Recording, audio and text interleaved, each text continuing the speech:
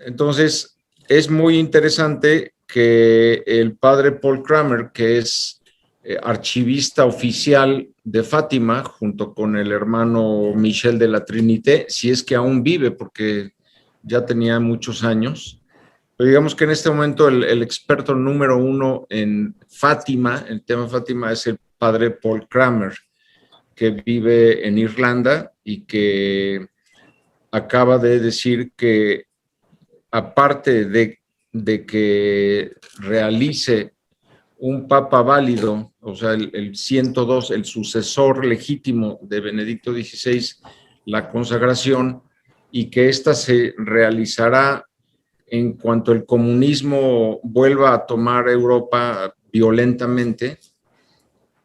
Y dice él que otra de las condiciones es que en ese momento se publique la cuarta parte del secreto. Entonces, ¿cuál es esta cuarta parte? Pues bueno, repito que es una hoja muy pequeña, que desde que ella se la entregó al sacerdote que era su confesor, la metieron en un sobre. Este sacerdote no la leyó, la metió en el sobre y la selló, pero sí pudo ver a contraluz, y él mismo dice que se trataba de una página de 62 líneas. Y efectivamente, en la foto que subieron en Tradition in Action de esta cuarta parte del secreto, son 62 líneas las que tiene escritas. Repito, aparte de que tiene hasta abajo la huella dactilar de la hermana Lucía. Entonces, esta lo escribió el 9 de enero de 1944. Si bien en el papel aparece la fecha del 4 de enero, la razón es porque la hermana Lucía quiso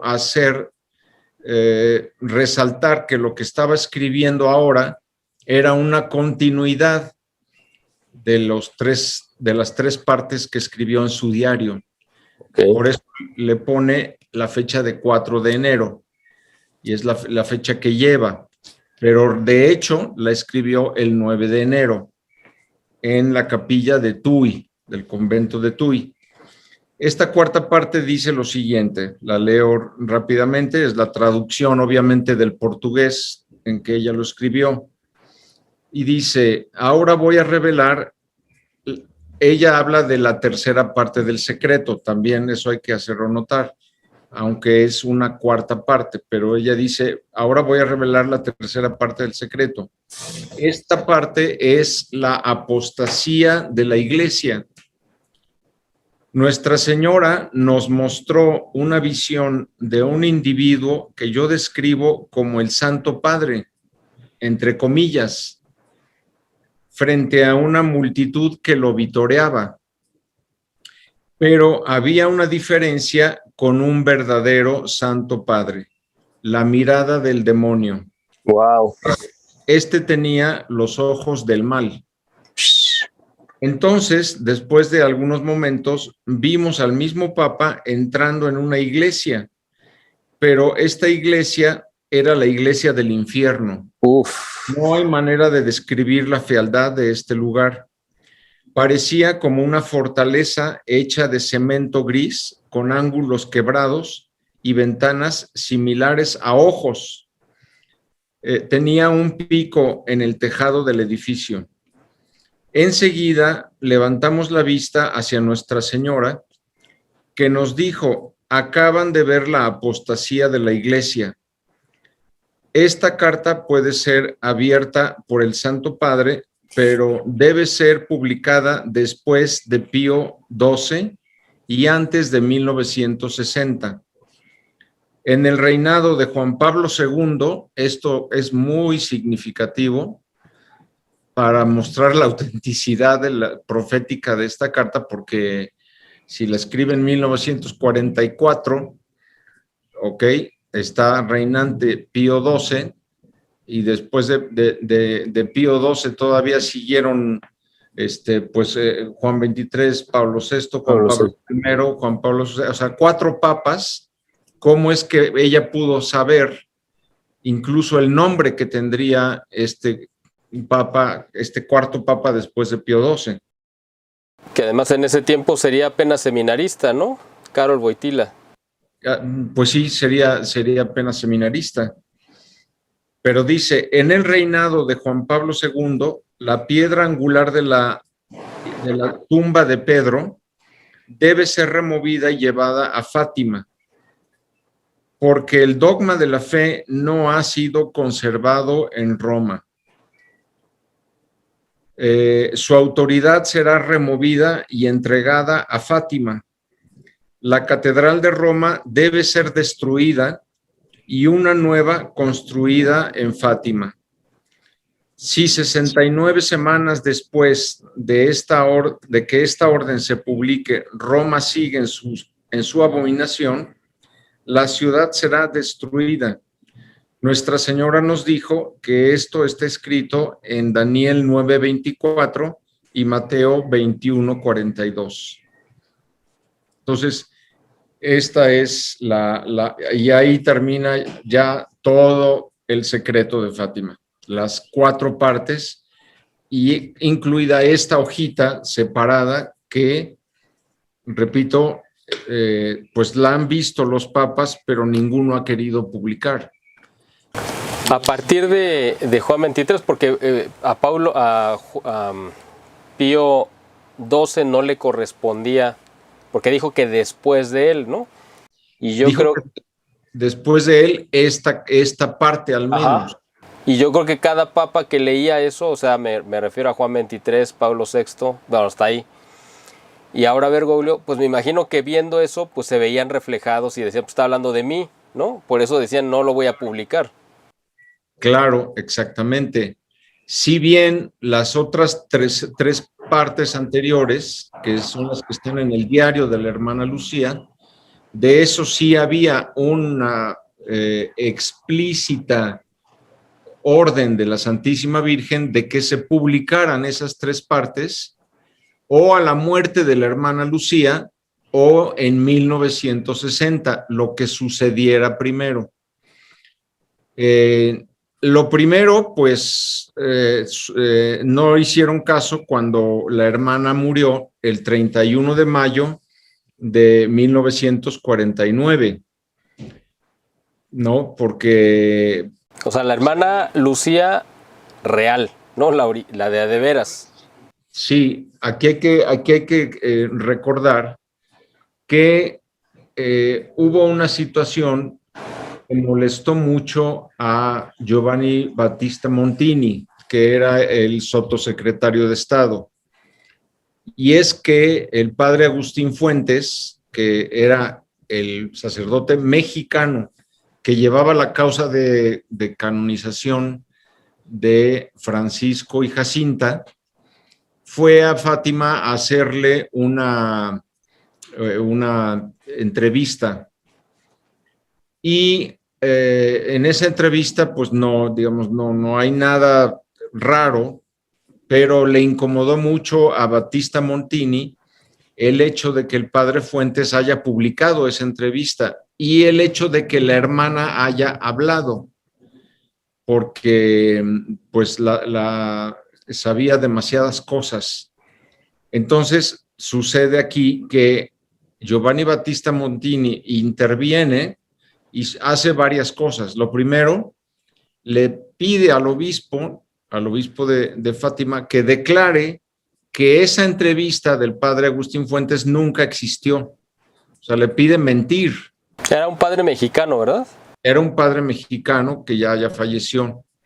¿Y cómo fue que se coló allá hasta con Lucía? Digo, ya sabemos que los mexicanos para eso nos pintamos solos, pero...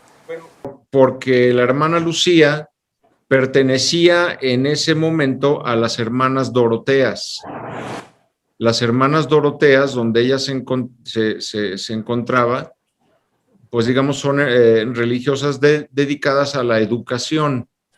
No son monjas de clausura, es decir, cualquiera llega, toca el timbre y pues soy el padre Agustín Fuentes, además estoy nombrado para la causa de beatificación de Francisco Jacinta. Ah, correcto. Sí, ok. quiero yo hablar con la hermana Lucía, y se lo permiten las hermanas Doroteas sin más. Ok.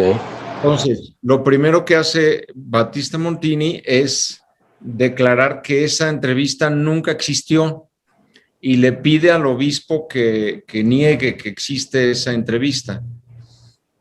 En segundo lugar, saca a la hermana Lucía de las hermanas Doroteas y la mete contra su propia voluntad con las hermanas carmelitas de clausura en Coimbra, en donde ahí sí, al ser de clausura, nadie puede hablar con ella.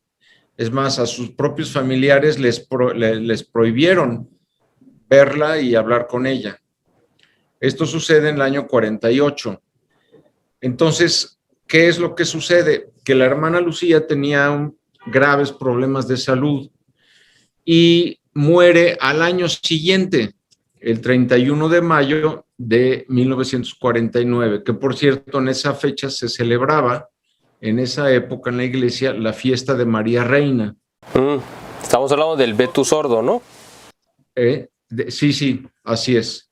Entonces, ¿qué es lo que hace Montini? Pues se pone muy nervioso porque la Virgen había dicho que se debía de publicar las tres partes primeras del secreto a la muerte de Lucía o en 1960, lo que sucediera antes. Y entonces lo que hace este personaje es pedirle a una de las hermanas del convento de Coimbra que haga las veces de Sor Lucía y que no se dé a conocer absolutamente a nadie el hecho de la muerte de la vidente. Cosa que además pues fue un poco difícil porque la hermana encargada de ir anotando en el libro que hoy día existe en internet, el Moniale Difunte, en donde se va poniendo el nombre de las hermanas que van muriendo, pusieron ahí que en esa fecha había fallecido la hermana Lucía dos Santos. Y casi durante un año estuvo puesto ahí su nombre y la fecha de su muerte. Como un obituario. Es un obituario de las monjas, así es. Hasta un año después que Montini se da cuenta, alguien le avisó a Montini y le dice, oye, está puesto ahí que murió la hermana. Pues entonces borran ese nombre y lo quitan de la lista de las hermanas fallecidas. Otra cosa muy importante es que a ella la ponen como religiosa, es decir, murió la religiosa Lucía dos Santos, cosa que no pudo haber sido porque las carmelitas tienen 2 años de noviciado antes de hacer su profesión y ella no llevaba ni siquiera, no había cumplido los 2 años, por tanto ella no muere como religiosa carmelita, pero le ponen religiosa porque ese es uno de los privilegios que normalmente tienen todas las órdenes, las congregaciones religiosas, que cuando un candidato, un novicio, fallece, en ese momento adquiere todas las prerrogativas espirituales de la congregación y se le da la profesión in extremis, ¿sí? La profesión a punto en agonía. O sea, se le hace su profesión antes de que muera. Y ese fue el caso de Sor Lucía. O sea, ella por eso tiene el nombre como profesa de la orden carmelita. Entonces, ¿cómo resolvió Montini esto? Pues simplemente silenciando su muerte y sacando a otra Lucía. Pero además ni siquiera se parecía, ¿no? O sea, realmente tuvieron el mal tino de escoger a alguien totalmente distinto. Si tú pones si tú ves en internet, no sé si puedas tú subir sí, cómo no, la foto de las Lucías. En la edición se ve las dos fotos. Se ve claramente que es otra persona, ¿no? Sí. Cuando tú ya comparas los pómulos, la nariz, los dientes. pero sobre todo los dientes, porque hay 3 fotografías. Bueno, hay que decir, ¿por qué 3? Porque cuando la hermana Lucía vuelve a hacer una declaración en el año, debe haber sido 67 más o menos, ahí ya era, Giovanni Battista Montini ya era papa, era Pablo VI, le incomodó mucho y quitó a esa religiosa que había él puesto como fraudulenta y puso a una segunda Lucía fraudulenta, que es la que muere en el año 2005. Con la que se fotografió Juan Pablo II, que la visitaba y todo, ¿no? Exactamente, y que está presente ahí en Roma también. En fin, ella es, si tú ves las fotos de las 13 hermanas, pues hay que tener una cámara cerca o ver la imagen muy de cerca, pero la dentadura de la primera Lucía, la auténtica, está totalmente, los dientes están disparejos, están como casi rotos, tiene una dentadura malísima. En la segunda tiene una dentadura perfecta, lineal, tanto los dientes de arriba de abajo, y son dientes chiquitos, sí, ¿no? Y en la tercera que es la de 2005, es esta, cuya dentadura tiene los dientes enormes, nada que ver con la dentadura de esto, aparte de otras cosas, repito, como el pómulo, como la barbilla, como otros, pero si tú comparas de cerca, sobre todo la dentadura es como la huella digital de una persona, es imposible cambiarla. Aparte de que una monja, pues de clausura, no iba a tener el dinero para hacerse una cirugía estética. Claro. Además no se lo hubieran permitido, ¿no? Por razones evidentes que contradicen su vocación. Claro.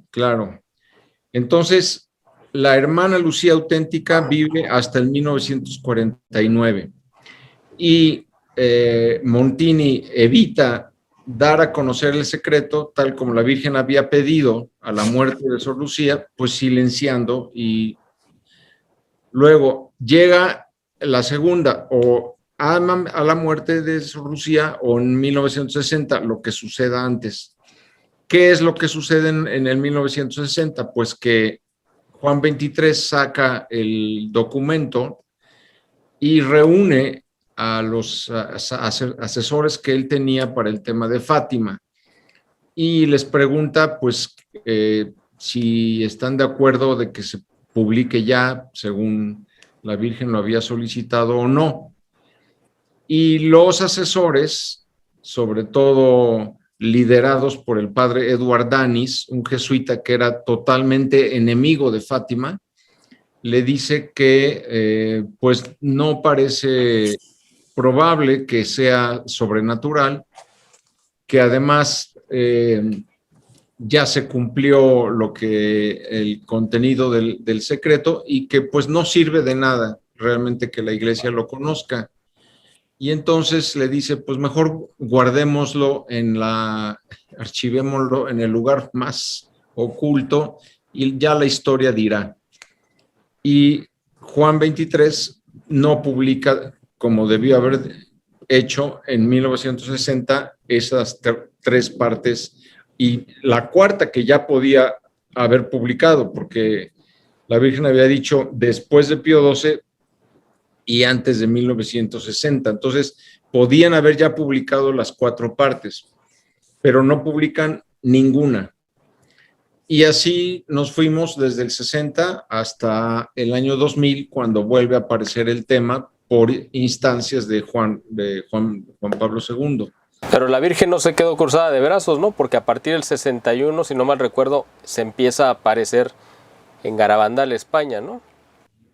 Ahí comienzan las apariciones que bueno que tú lo mencionas. El padre Pío consideró que Garabandal era la continuación de Fátima. Y él tuvo una relación epistolar muy, muy intensa con Conchita, la principal de las videntes. E incluso en alguna ocasión, cuando Conchita es llamada al Vaticano, Conchita pasa por San Giovanni Rotondo y hace una visita personal al Padre Pío. O sea, se conocían muy bien. Y es el Padre Pío el que dice que Garabandal es continuación de Fátima, como tú lo dices. Entonces, esta es la historia, digamos, de este secreto que en una parte fue publicada falsamente, con una interpretación falsa, totalmente errada, y una cuarta parte que sigue oculta todavía hoy día y que no se ha dado a conocer. Entonces, el padre Paul Kramer dice que tiene que darse a conocer esa cuarta parte para que entonces el Papa legítimo en ese momento haga la consagración a Rusia al Inmaculado Corazón de María. ¿Y qué sucederá? Después de la muerte, así dice él, de Benedicto XVI, y cuando la guerra y el comunismo esté en su furor máximo en Europa. Oye, fue el padre, no, sácame de la duda, este padre Paul Kramer es el que dijo o el que reveló que en 2 ocasiones de visitas de Estado que realizó Vladimir Putin al Vaticano, le había pedido la consagración, bueno, en una le pidió, parece, la consagración de Rusia a Francisco, y en la segunda que pues hablara de Fátima o algo le pidió respecto a Fátima. Pero sí fue él, Paul Kramer, el que hizo público esto. Sí, él es el que da a conocer que en los 2 viajes que hizo últimos, Putin a ver a Francisco al Vaticano, le pidió expresamente que hiciera la consagración de Rusia al Inmaculado Corazón de María, y que Francisco le respondió: de esto ni hablar. Ni hablamos, ¿no? De esto ni hablemos, o sea, no. Y pues eso es lo que está sucediendo, que el marxismo se sigue difundiendo, el marxismo cultural, por todo el mundo. La Iglesia Ortodoxa rusa no ha vuelto a la comunión con Roma, es decir, sigue todavía anclada a la Rusia marxista, y la Iglesia, sobre todo las cúpulas del Vaticano, pues están totalmente infiltradas de agentes dobles marxistas.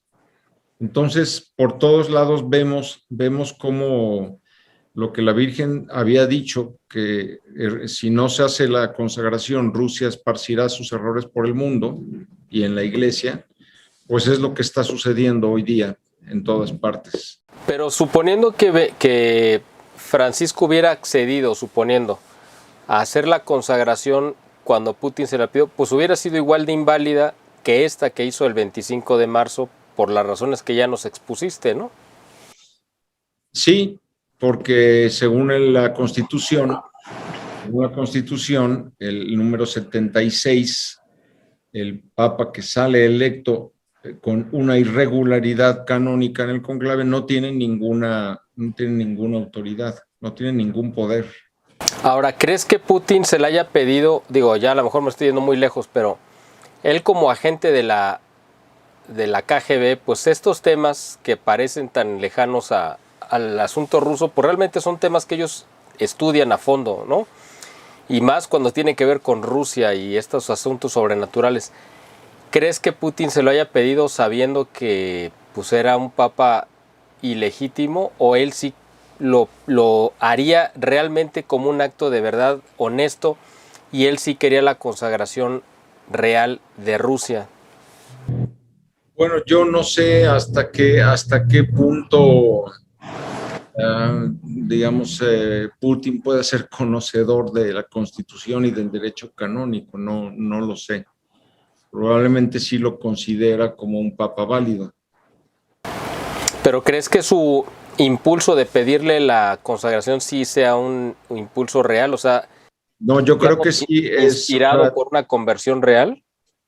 Yo creo que él sabe que lo que viene para que la Iglesia Ortodoxa rusa se una a la Iglesia Católica Romana y todo el bien que va a traer en cuanto a la unificación de las iglesias, traerá una paz también de tipo política, geopolítica entre las naciones. Yo creo que sí está él convencido de eso y por eso se lo ha pedido. Y Ahora, al menos este pedido de la Virgen que hizo en el 17 y en el 29. Ok. Oye, esta guerra precisamente de Rusia contra Ucrania, bueno, mucha gente dice, esta ya es la Tercera Guerra Mundial, esta es la guerra, o sea, obviamente no lo es todavía, no sabemos si se va a convertir o no.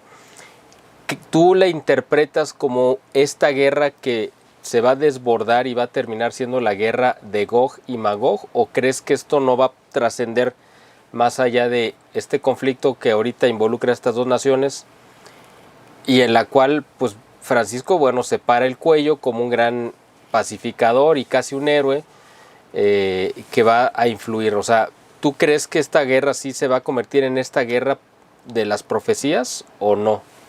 Sí, yo creo que es la antesala de la guerra de Ezequiel 38, así llamada guerra de Gog y Magog, que se refiere a Rusia explícitamente, y en donde pues obviamente participa Kiev, participa Europa, participan varias naciones como Turquía, Libia, Siria.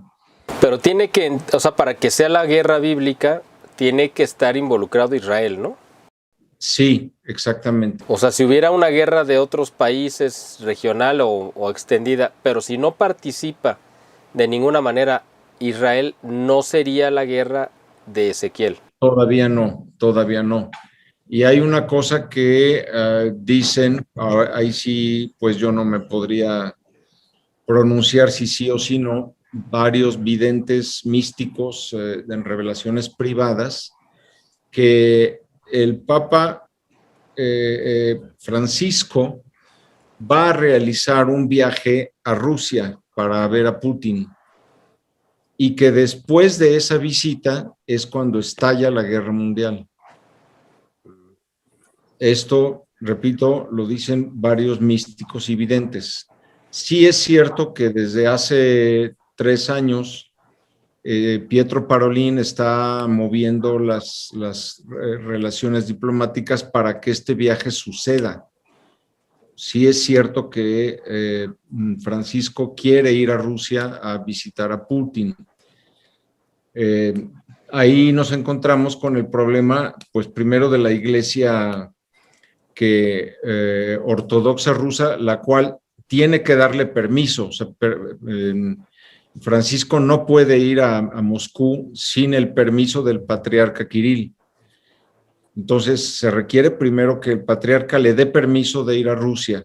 Después tiene que realizar esta visita a Putin y algo sucede en este encuentro por el cual posteriormente se inicia ya la guerra mundial sobre Europa muy fuerte. Entonces, podemos deducir que lo que está pasando ahorita en Ucrania, pues es simplemente el prólogo. Y de hecho, militarmente, estratégicamente, lo que Rusia ha hecho hasta ahora es pues simplemente tomar una posición estratégica desde la cual poder defenderse o eventualmente atacar. ¿Qué es lo que ha estado haciendo Rusia?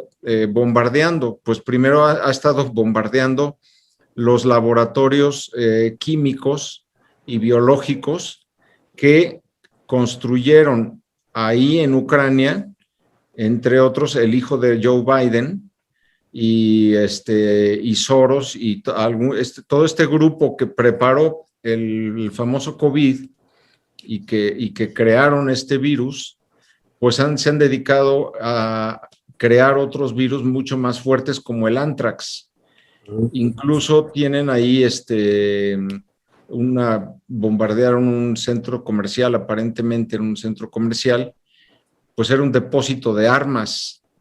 Entonces, Rusia se ha estado dedicando a destruir estos reductos donde tienen estos laboratorios,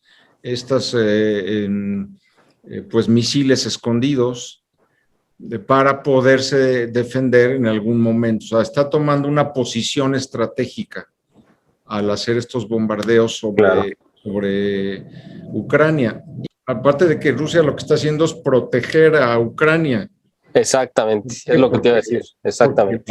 Las provincias de Donetsk, de Donbass y Donetsk, todo el Donbass, son provincias autónomas que no se consideran ucranianos, entonces son autónomas.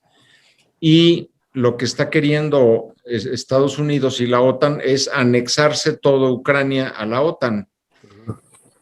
Entonces, pues lo que Putin está haciendo es defender a Ucrania de esa anexión que no es querida por los ucranianos, por lo menos por estas 3 provincias que son autónomas, y que ellas sí han estado sufriendo matanzas indiscriminadas a civiles por parte, sobre todo de la armada ucraniana, de la nazi, porque son nacionalsocialistas, y por una serie de mercenarios que George Soros mandó a través de su compañía de mercenarios, esta que se llama Blackwater. Entonces, muchos de los que están ahí matando civiles no son ni siquiera ucranianos, son mercenarios pagados por George Soros. ¿Qué es lo que pasó también en el 2013, ¿no? Y 14, cuando fue el Euromaidán, bueno, el Maidán, esta revolución supuesta de la primavera ucraniana, ¿no? Donde cayó el gobierno legítimo de Ucrania, y precisamente instigado por estos mismos grupos, ¿no? de choque pagados por Soros y por esta gente, sí, para poner un gobierno a modo, ¿no? de la OTAN que se convirtiera en un foco de conflicto contra Rusia. Yo creo, no sé tú qué opines, a mí me parece que la razón de por qué Rusia quiso tomar específicamente el control de lo que fue la planta nuclear de Chernóbil fue como precisamente para protegerla, porque era un blanco militar que si le hubieran pegado un misil hubieran tenido la fuerza de una bomba nuclear en cuanto a la contaminación radioactiva que se hubiera destapado y hubiera contaminado toda Europa y a Rusia, evidentemente, ¿no? Yo imagino que por eso tuvo él como objetivo militar tomar el control para ponerle como un escudo, me imagino, de misiles para protegerlo, ¿no? No sé tú cómo lo hayas visto. Sí, es evidente que eso es lo que él hizo, no solamente con Chernobyl, sino con otra planta que está en Bielorrusia y que es la planta nuclear más grande de Europa en este momento. La sitió, la rodeó y la tiene pues cuidándola de cualquier ataque, porque pues Occidente es capaz de golpear ahí, como tú dices, para provocar una contaminación radiactiva muy, muy fuerte. Oye, bueno, quiero, si el tiempo nos lo permite, hacerte una serie de preguntas sobre la situación ya específicamente de la iglesia, porque también estamos viendo, yo creo, no sé tú cómo lo veas, como el cumplimiento de ciertas profecías en cuanto a esta parte, ¿no? de la proliferación de la herejía, ¿no? Lo estamos viendo con la cuestión del sínodo, de la sindonalidad rimbombante que nombró Francisco y lo que está pasando en Alemania. Pero lo vimos también con la adoración idolátrica que se hizo previo al COVID en la Basílica de San Pedro en octubre del 2019, donde hubo una procesión con la figura esta diabólica de la Pachamama, esta figura de esta deidad andina.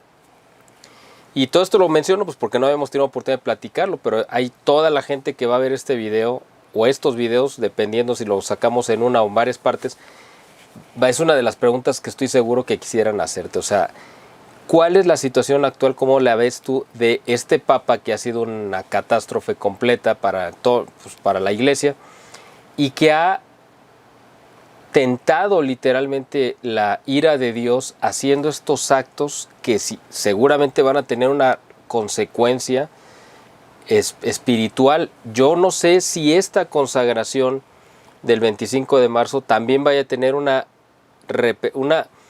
repercusión espiritual negativa, pues porque fue prácticamente una burla, ¿no? O sea, pero además cuando él menciona en la fórmula esta que escribió a la tierra del cielo, que es uno de los títulos con los que se le conoce a la Pachamama, pues esto es algo que es una tentación, porque quizá fue una consagración, pero quién sabe a qué fuerzas espirituales. O sea, ¿tú cómo lo interpretas como experto en la lectura de estos tiempos proféticos, lo que estamos viviendo ahorita en la iglesia?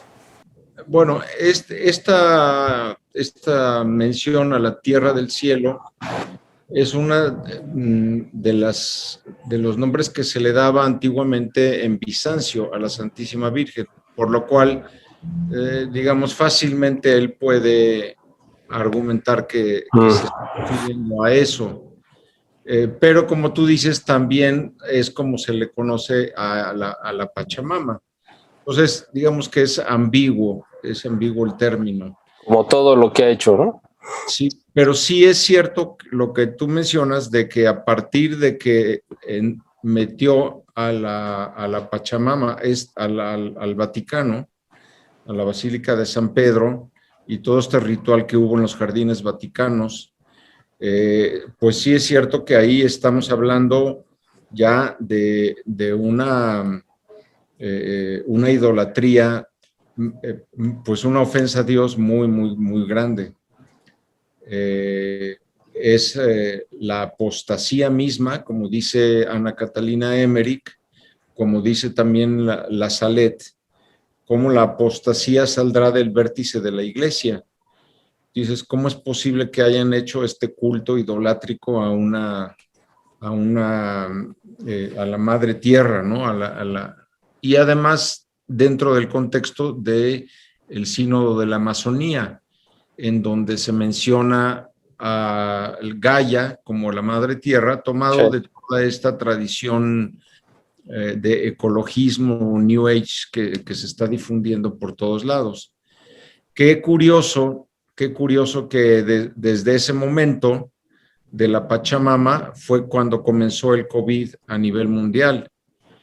Para mí no es algo coincidente cómo inmediatamente surge este COVID. Las fechas pues son coincidentes, pero para mí tiene también un significado espiritual el que haya sucedido eso.